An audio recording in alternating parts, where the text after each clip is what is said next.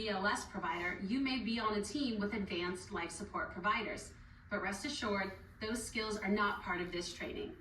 However, no matter the skill, procedure, or equipment used in a resuscitation event, BLS must continue. Successful teams not only have medical expertise and mastery of resuscitation skills, but they also practice good communication skills and adhere to the key elements of effective team dynamics. Team dynamics is an element of high-performance teams and can be broken down into 3 categories: roles and responsibilities, what to communicate, and how to communicate. Clear roles and responsibilities should be immediately established by the team leader or the first rescuer on the scene. When all team members know their roles and responsibilities during a resuscitation attempt, the team functions smoothly. The ideal situation is when multiple rescuers work as a team to perform all the needed roles in a resuscitation attempt. This figure identifies 6 possible team roles for a resuscitation. Note that some roles are typically performed by advanced providers. If enough rescuers are present, each rescuer takes a role.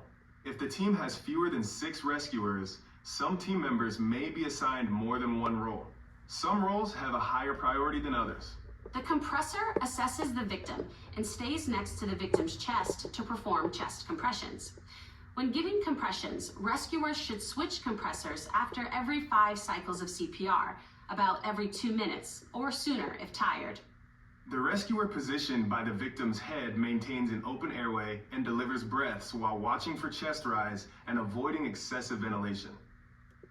The team member operating the AED, or the monitor defibrillator, can also serve as the CPR coach.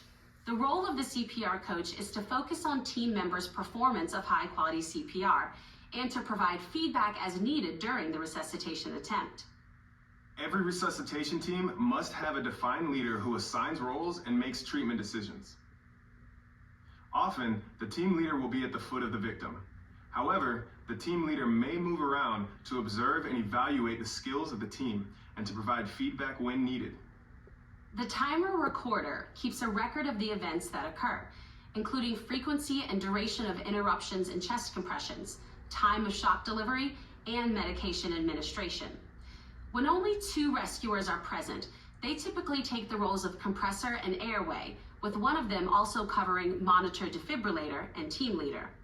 If 3 rescuers are present, they take positions around the victim in the 3 critical roles: compressor, airway, and monitor defibrillator. Every member of the team should know his or her limitations.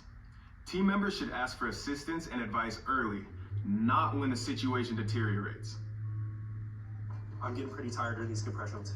I'm gonna need some help after this. Sometimes a team member or the team leader may need to correct actions that are incorrect or inappropriate.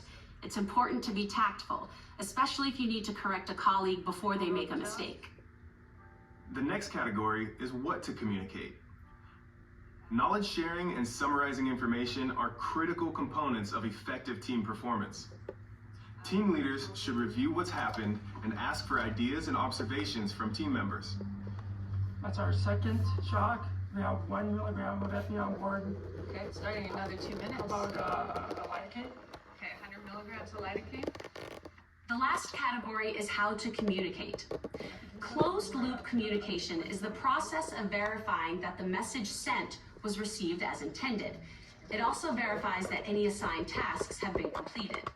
This is our first round of CPR. We have 1 shock on board. Got 1 shock on board. In addition to using closed-loop communication, teams should use clear messaging to help prevent misunderstandings. Teams that work together frequently can create terms or phrases that have specific meaning for them to ensure clarity among members. So when I'm ready to intubate, what I want you to do is pull that mask off, but keep it handy in case I happen to miss. Finally, teams need to communicate with respect. Speak to each other in a professional manner, regardless of scope of practice or expertise.